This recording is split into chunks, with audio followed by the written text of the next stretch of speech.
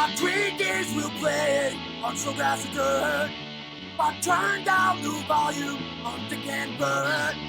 Fuck Dick and Bird! Fuck Dick and Bird! St. Paul admitting the law and life, and hitting rock bottom, drugs in the ex-wife. Fuck Dick and Bird! Fuck Dick and Bird! Fuck Dick and Bird! Fuck Dick and Bird! Fuck off! Shit.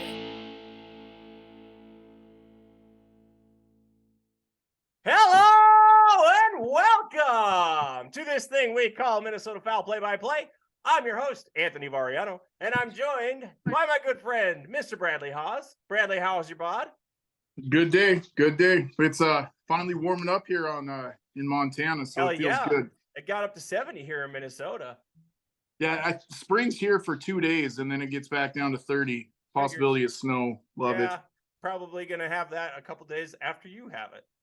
Anywho, spring means it's WNBA season is underway. The March Madness tournament was fantastic for the women. Specifically, the women's tournament was so fun to watch. How'd so good for me too. How good was it for you, Brad?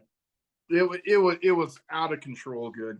All I gotta say, Caitlin Clark, she's a little young for me, but I'm in love with her. Because she won you how much money? I had 3 bets going on the semifinal game. I didn't bet the other game, the championship game, but against Louisville, I had this feeling. So I took the money line, which paid me $240. I picked them to win by -2.5, which it was getting close there at the end for $325. And then I picked the under of 150.5. It ended at 150. Good thing they didn't foul Caitlin Clark at the end. Oh my God. I covered them all, baby. Let's go. Kid. How much did you make all told on the March Madness tournament? So let's just start there. Oh, at some point, I thought you were up like $1,200 easy.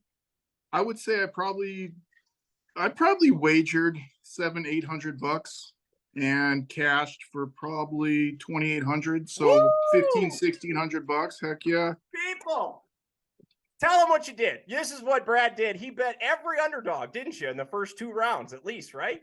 Yes, I did. In the men's tournament. Yes, and that's actually what got me started. I bet every underdog, but I was only putting $5 on it. Yeah. And I want to say I ended up making close to $100. So that's when I started putting more money on these other games, and it worked out. Beautiful. Oh, lovely. Nice little rebound for you after the cold stretch you were on.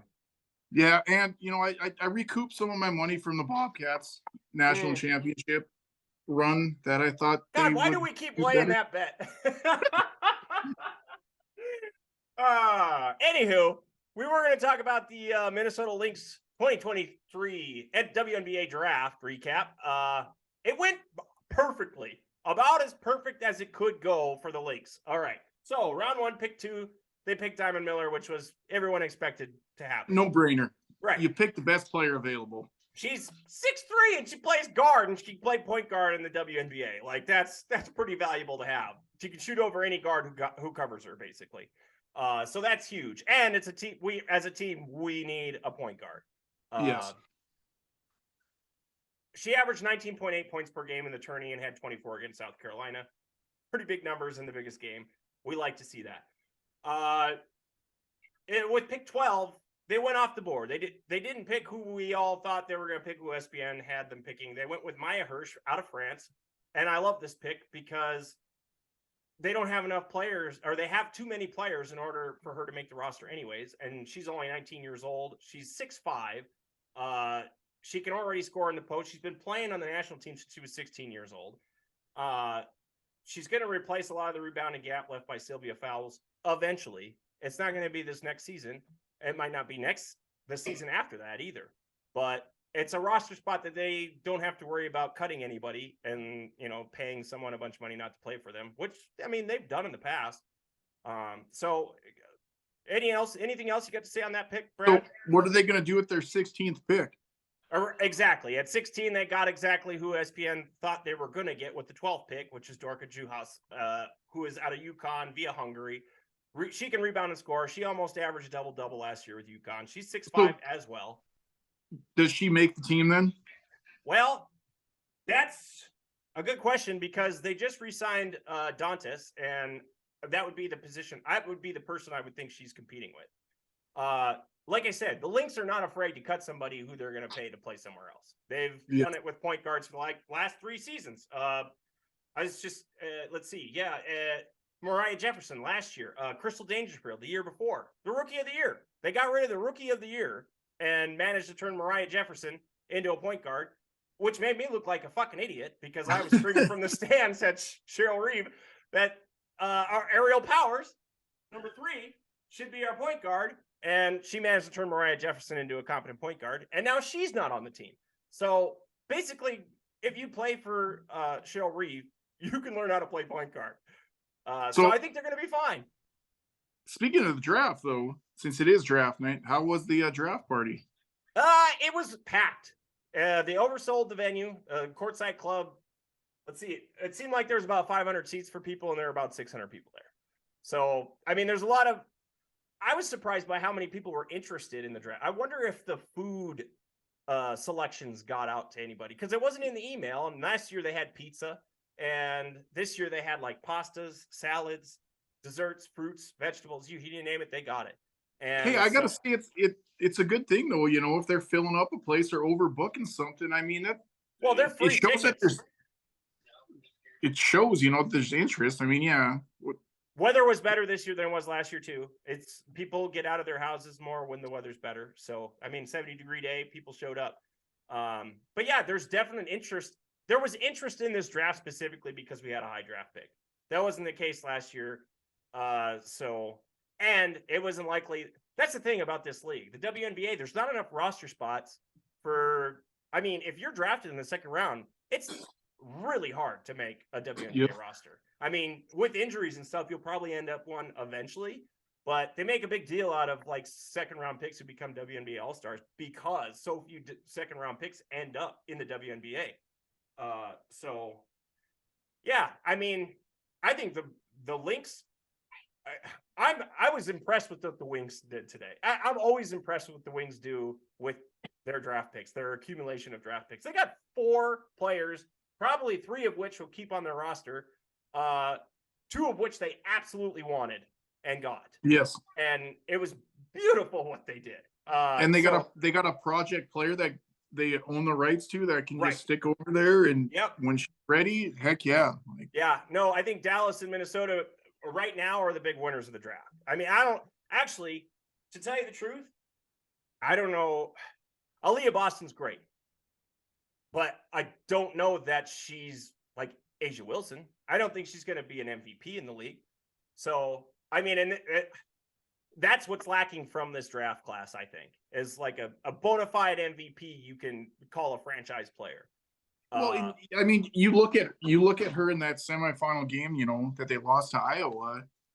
Yes, she got into foul trouble, but she was pretty much a non-factor. She was. You know? Yeah, and Iowa was sagging into the paint to double her. And they did nothing in response to that. That was not a very good coaching job in that instance by. And I mean, you know, I hate to always talk about Caitlin Clark. I mean, she's my crush right now, but you can't stop her. No, she can shoot it from the fucking logo, for Christ's sake. I mean, she's Steph Curry, probably about as tall as Steph Curry, frankly. I would say so. And as quick, as fast, runs. Oh, one of the best passers of the basketball I've ever seen in college basketball, regardless of men's or women's. Like, I didn't get to see Pistol Pete play at LSU, so I can't speak on that. But my dad says he was the greatest college basketball player of all time. I'm actually glad you brought that up. That's one thing I noticed, you know, watching her this year. Once she gets to the league and gets with some faster players and stuff like that, some of those passes are going to be out of control. Everyone's going to be better with her on the court. It's like having Sabrina Ionescu on your team. Like, everybody gets better because she's there. All right. Well, there's the WNBA recap. In other WNBA news, there will be more chartered flights. This is per the gist. Regular season games where teams play back-to-backs, and all playoff games will be chartered. Bravo! Finally, the ladies don't have to fly commercial with the rest of us. Well, they still do for most of their regular season games, but that was something that had to change because finding the New York Liberty for chartering flights to games to make it easier on their players is just silly. Right. So I'm glad that's done over and done with. All right, you might be surprised that we're leading off with the ladies, but it's draft day. So especially after what the Timberwolves did yesterday. You're exactly right. How do you even talk about the Timberwolves? Number one, they look like the dumbest fucking organization ever. You trade away every asset you have for the next 6 fucking years. Yeah. Sorry, 4. Yeah. And fucking this guy punches a guy in the last game. On the last day of work. On the last day of work, he punches a fellow employee. Yes. And this team rebounds to win the game regardless. Oh my God. The toughness. This is the best win that they've had in the history of the franchise, probably. They've overcome more in that game than they've ever have in the history of the franchise. They had a guy that the only retired jersey in the entire history of the Minnesota Timberwolves was a guy who died in a goddamn car crash, for Christ's sake. It's wild and crazy how bad this franchise is. And this is the only way that this franchise could finish the season. Hilarious. And they end up being the 8th seed anyways. My thing is, like, I already laid a bet on them. I got the Lakers at 7.5. Really? Jaden McDaniels gone. Yeah. Like you can't defend the perimeter. He can slow down LeBron. Yeah. They're screwed. Why are you going and punching something? You're in the fucking playoffs already. Who gives a shit? Like, I mean, he's that type of player, though. I mean, that's what him and Rudy are. In order to play defense well in that league, I think that's the kind of mindset you got to be. You got to be mad when you get a called 2 phantom fouls in the first 9 minutes of the game. Both those fouls were fucking bullshit fouls. Let's be honest. But let's be honest. He had nothing. He could not stop Brandon Ingram. But guess who could? Anthony Edwards. Anthony Edwards still gives me hope that they can slow down LeBron. And Karl-Anthony Towns is probably going to give up a lot to Davis, but they can score with them. So I agree. That's the beauty of this team. Is like they got a bona fide defensive team and they got a bona fide offensive team. But the problem is like you can't play Carl and Rudy on the court simultaneously because you're 6 points better defensively, but you're 6 points worse offensively with Rudy on the floor. So it's a push, right? I mean, it just depends on the lineup. If a team is bigger than you, then Rudy's out there rebounding the basketball and trying to block shots. It looked like his back was really bothering him yesterday. And that's what the argument was about is because, so Kyle Anderson had the same sort of back spasms earlier in the year and played through them. And so he was given Rudy Gobert shit for not blocking shots. Rudy Gobert comes back at him and say, why don't you rebound the damn ball? And then Kyle Anderson uses that goddamn fucking B word that I think just every goddamn basketball player seems to hate.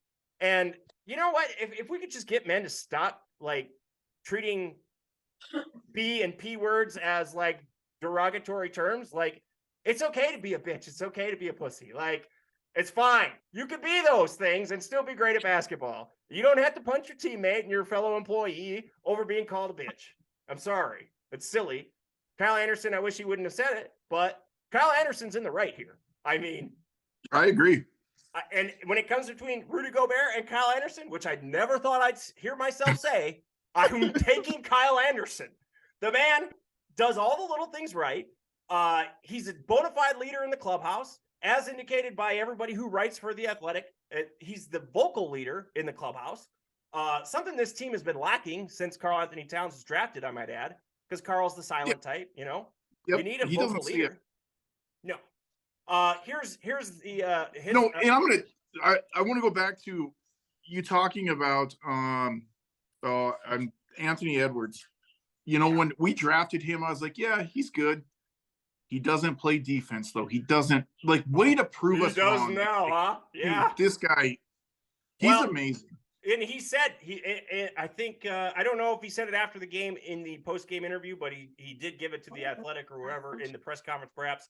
I'm out there to guard the best player if Jaden McDaniels isn't out there.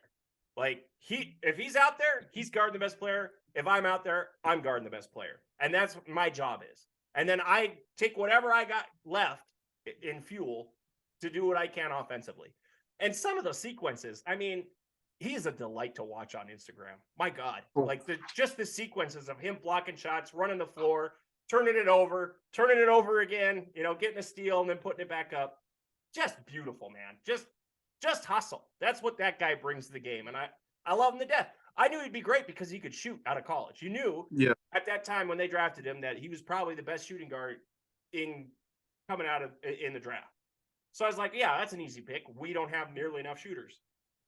But the defense was surprising as hell. Like the fact that he has improved defensively that much is surprising as hell. It's going to be so tough to watch him though tomorrow. Like it's going to be. You're going to get whooped. But you know what? They got a chance against New Orleans. So, and they're going to play at home again. I might be there.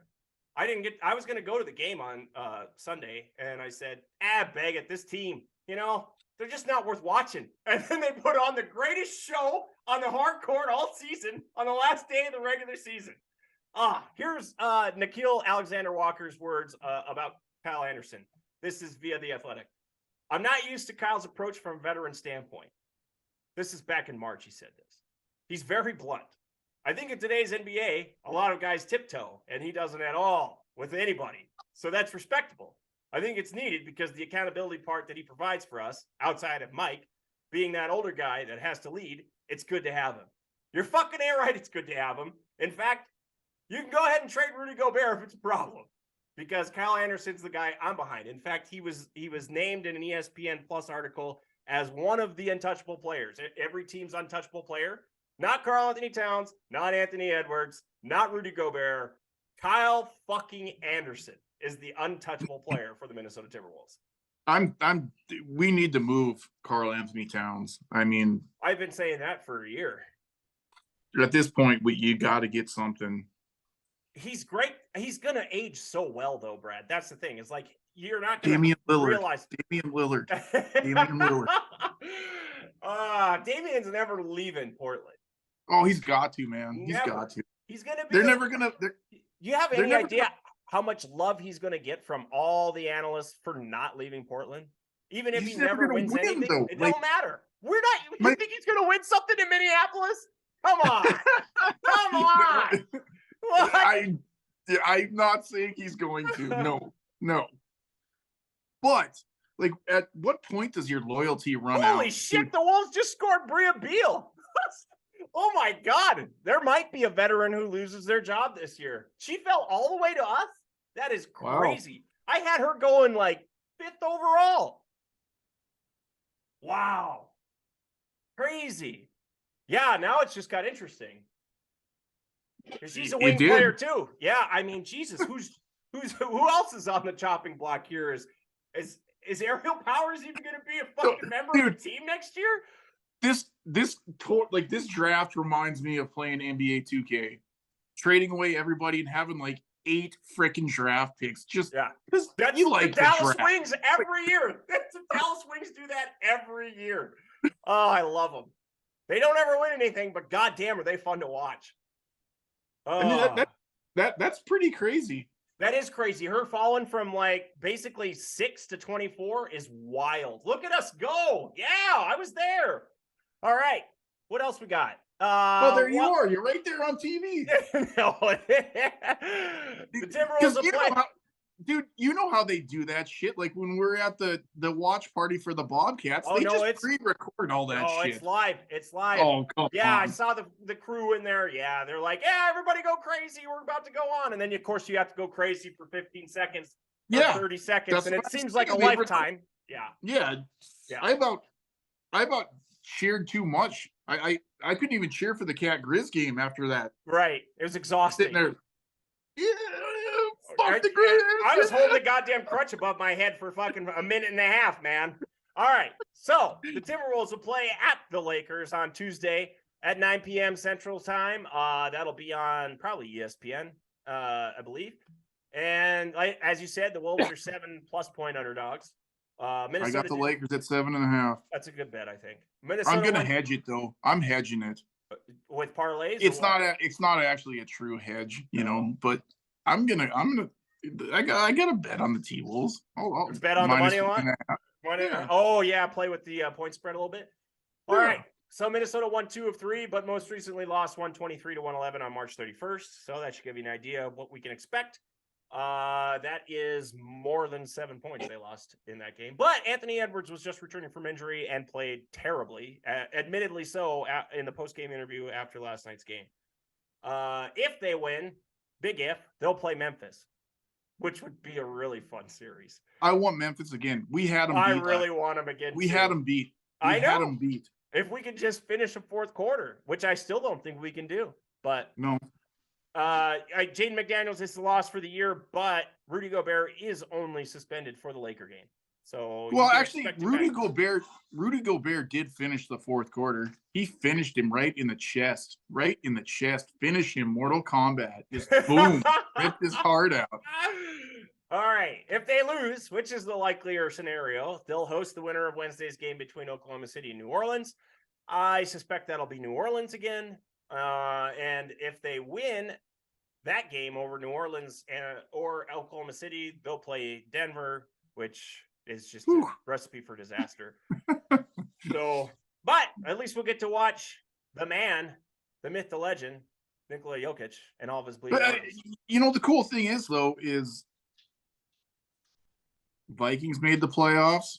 Well, first, Twins made the playoffs. Wild make the playoffs. Whitecaps make the playoffs. The Lynx might make the playoffs? Crazy. Playoffs?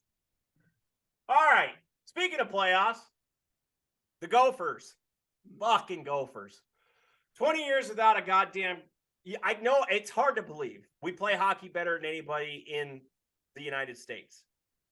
But the Gophers haven't won a goddamn title in 20 years. It'll be 21 next year. First of all, I got to bitch a little bit about the conditions of that ice. As a former ice maintenance technician and proud Zamboni pilot, I can confirm that if these games are going to be played in the afternoon, they cannot be played in Florida. I could tell less than halfway through each of those periods that ice was garbage. Absolutely garbage. Just melted to shit, cut up as fuck. It was awful. And slow. It slowed us down. And it's a disadvantage for fast teams who rely on breakaways like the Gophers do. Also, there are a bunch of instances where they were on breakaways, made a pass, puck was on its edge because the fucking ice was garbage. Fucking garbage. You're playing a fucking hockey game in Tampa at 3 o'clock in the fucking afternoon. What the fuck did you think was going to happen? You got to open the doors to let people in, don't you? It's going to get up to fucking 80+ degrees in that building. You know what a good temperature for ice is? Around 55. 55 Fahrenheit. Jesus Christ. No more games. No, because they figured they could sell the fucking place out. Okay. My point is, how many...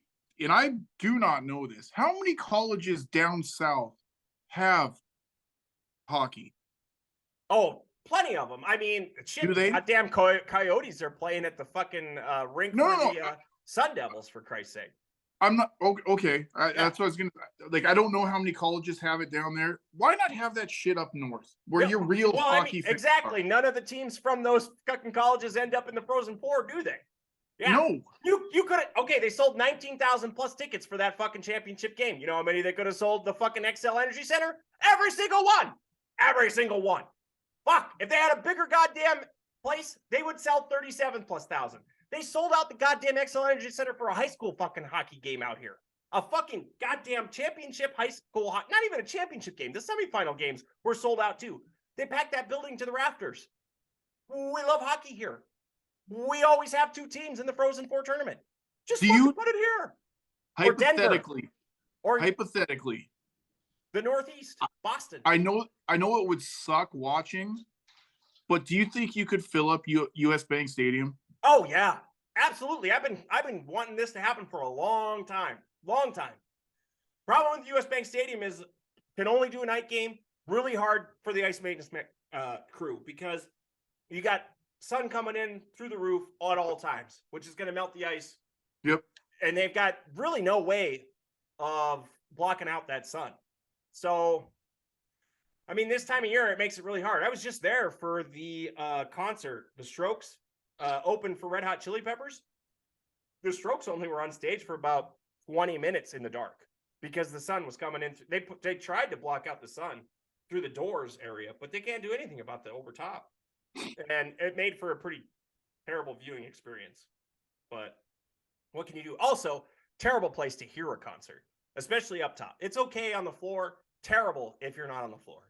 Just don't go. Yes, do not go to the venue unless you are on the floor because it is acoustically an awful place to listen to music. Okay, because I'm looking at going to Taylor Swift there, so be on the floor. Do not get anything in the second or third level. Absolutely not. Thank you for the heads up on that. Well, yeah, then don't go because you're going to pay $1,000+ for those tickets too. Yeah. All right. After bitching about the quality of the ice, I will say that's not why Minnesota lost. I'm still mad about the quality of the ice. It could have been the difference in the game. There was one breakaway there where we had a wide open net and shot it wide because the puck was on edge because of the ice quality. But, still, that might not have been the difference. Minnesota was flatly outcoached and outplayed in that game. Quinnipiac coach Rand Pecknold in his 30th season. He's been there since 1994. When he signed a $6,700 per year contract and taught high school in order to earn extra money. That's according to Front Office Sports. And finally gets the college's first ever national championship. The college that's more known for political surveys and polls around election time, right? But the Gophers couldn't win a fucking face-off. If their life depended on it. And when it comes down to one game for your life in tournament play, face-offs and fitness decide games. And the Gophers did not have a face-off specialist, and they weren't the fitter team on the ice. And they looked like a team that had hardly been in any close games because they've hardly been in any close games. This is why the Bobcats are better conditions, as indicated by their puck possession in the third period. And this is exactly why I think Minnesota needs to change the way that they recruit. Minnesota automatically gets all kinds of people, all kinds of superstars, future NHL superstars. They had the second most NHL draft picks on their roster in that game. And it still wasn't enough to win. They scored more points on offense. They were the best offense in the league by far. Not even close. Like, they ran through the tournament up until the championship game. And they lost to a championship style of play. That style of play is played in Minnesota, but it's played by the University of Minnesota Duluth Bulldogs, especially the women. Best defensive hockey team I have ever seen play, period. You want to know how you win a one-game sample size in the Frozen Fro tournament? Pretty simple. Defense, goaltending, face-off specialist, dump and chase, physicality. You are not going to beat these teams with speed, breakaways. They're going to be well-disciplined. They're not going to take penalties. You're going to end up playing 5-on-5 hockey, and you're going to have to beat them straight up. And generally, these teams who get to these championship games are just almost as skilled as you are. Quinnipiac was not the more skilled team.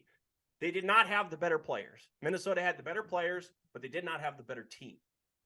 They need more glue guys and fewer NHL draft picks, and they need fewer scoring defensemen and more possession players. They didn't have the puck at all in the third period or overtime because they scored right off the faceoff. That's sad. How do all hockey teams win? Possession. You get a goalie that's hot though. Defense, like you were saying.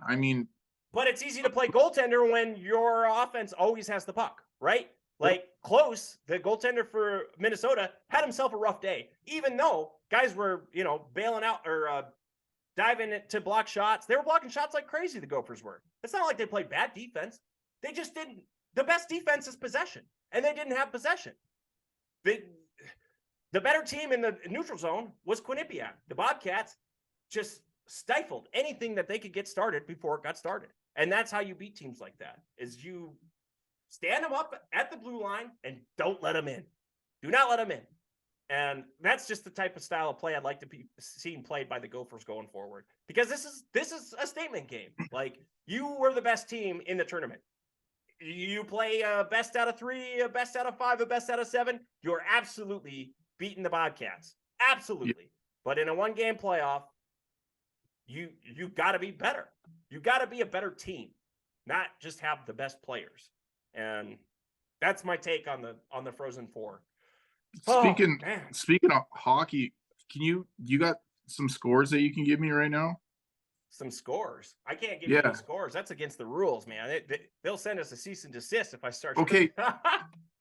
So there's a team where there's okay, so this is how you fly from one part of the country to the other. You fly in they're playing a team where this animal swims in the ocean. Do you got the score of that?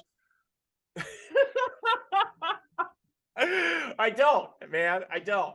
But you know what? There's this oh God, how do you even describe the Wild's mascot? Like, they don't. What is the Wild? Is it a cat or is it a I think it's a bobcat, but it's not supposed to. It's just supposed to be. I think it's supposed to be like the forest of the Evil Dead, right? That's how I think of the Wild. It's like you go out there and all of a sudden you're getting fucked by a tree. There's a new one coming out, by the way. That's a good point. Like, yeah. You lose to nature. We are nature, and we fuck you up. We win every time.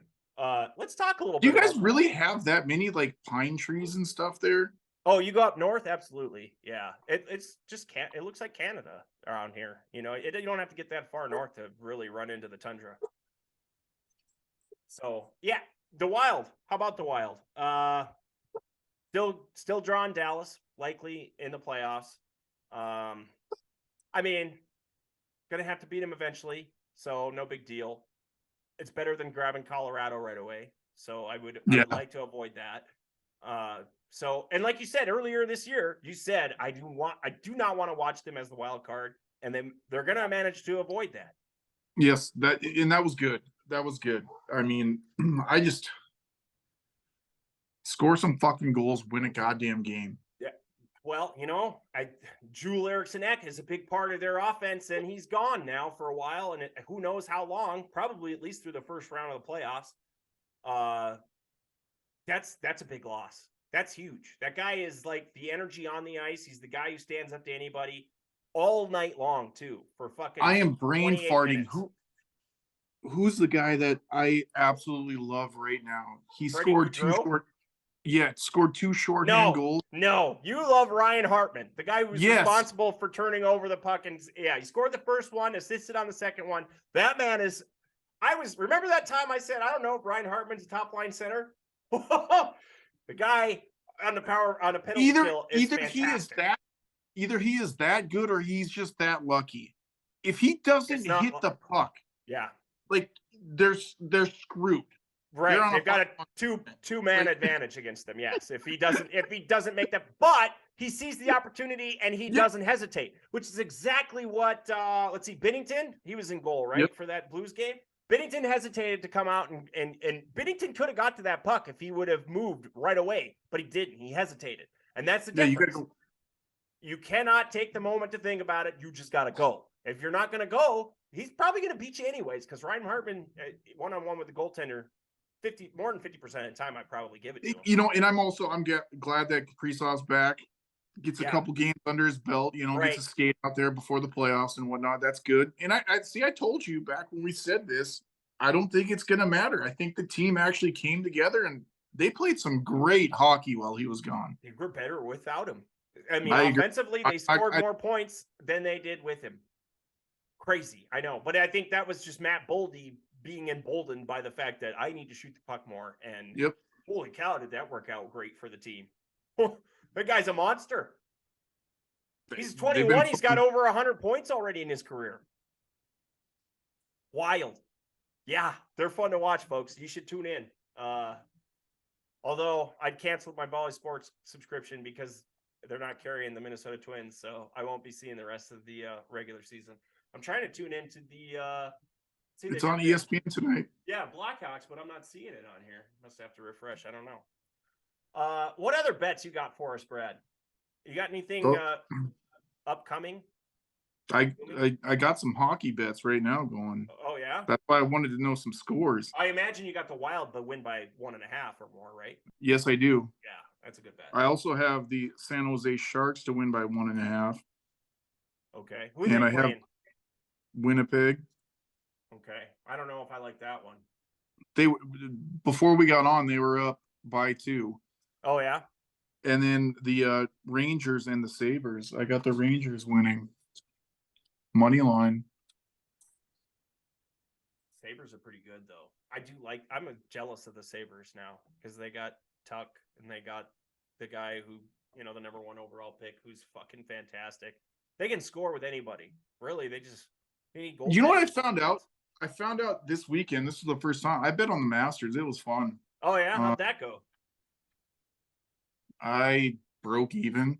That's not bad. That's a hard thing to bet. It is. I picked 4 guys that I really like to win it. Bet $10 each on them. And then I bet $10 each on 5 other guys to either finish top 10, top 5. I'm pissed because I picked John Rahm to finish top 5, Jordan Spieth to finish top 5, which they both did, and that's what covered my bets. I wanted to bet him to win. Oh. It was between him and Rory. And I bet Rory the odds would have been good too because he was behind by 4 strokes or something in the third. They were very good. Yeah. No, I bet this shit on Wednesday night, so I had 4 days to watch this. That's what's kind of fun, So to me, it's way funner to do this than to put this shit into a machine. I had $90 bet, and I had 4 days of watching this. It was great. It was great. Also, I can tell you playing the things you know a little bit about is a hell of a lot better than playing the things that just are completely random. Because like I broke even betting on baseball while I was down in Las Vegas. But you know what? I didn't win it all on blackjack, didn't win it all at roulette, and I didn't win it all on the slots. So it goes to show you're much better off if you know something. Lay a sports bet on just a couple of games or a long shot parlay. You'll enjoy watching the game a hell of a lot more too, and you'll end up saving yourself a hell of a bunch of money. You're right. Do you know who fucked me on it? So somebody left $5 on the betting machine yesterday. Oh yeah. So I was like, well, I'll fucking use it. Oh, of course. So I did a 10-team parlay, Major League Baseball. $5 bet on it. I think it won like $2,700. Do you know what team fucked me? Who? The Minnesota Twins. Oh, of course they did. Yeah, that makes sense. You just should have left them off the ticket. You never bet with your heart on those ones. I picked them to lose. Oh my God! Which game was this? The one they won 9-6 over Houston? Yes. Yeah, that would have been a good one to go to on Saturday. Yeah, I should have went to that one. Damn it. That would have been fun. It was yesterday's game, Sunday's game. Well, I gotta say, a minute and a half. I gotta tell you about opening day. Fucking fantastic! Holy shit, is the game moving fast? You can't get around the building. You'll miss an inning. You'll miss an entire inning. Used to be a half inning. Now it's an inning. Everyone who I spoke to around me said they love the new pace of the game. So that doesn't seem to be a problem. Still, lack of action, a lot of strikeouts, but I had a grand old time. Hate the runner on second base still in the extra innings, 1 minute warning. But I like that. I know. I hate it. I mean, we're finishing games in 2 hours and 15 minutes. We got another 45 minutes to play a couple extra innings. We should play 12 regular, and then after that, you can start with this runner on second. But this is the end of our show. I'd like to thank Bradley Haas for joining us, and I'd like to thank you for joining us. We are Minnesota Foul Play-by-Play on TikTok and at YouTube. You can catch us on Twitter at Foul Play-by-Play, and you can get our podcast at gogonzojournal.substack.com and wherever you get your podcasts. I'm your host, Anthony Variano. I'd like to thank you for joining us. And congratulations, Lynx. Congratulations. Yeah, the Lynx, baby, had a perfect draft. Yes, baby. Get ready for WNBA season. You'll be getting my TikToks from the sideline behind the Lynx bench, babies. Woo! Love you, Red. Bye.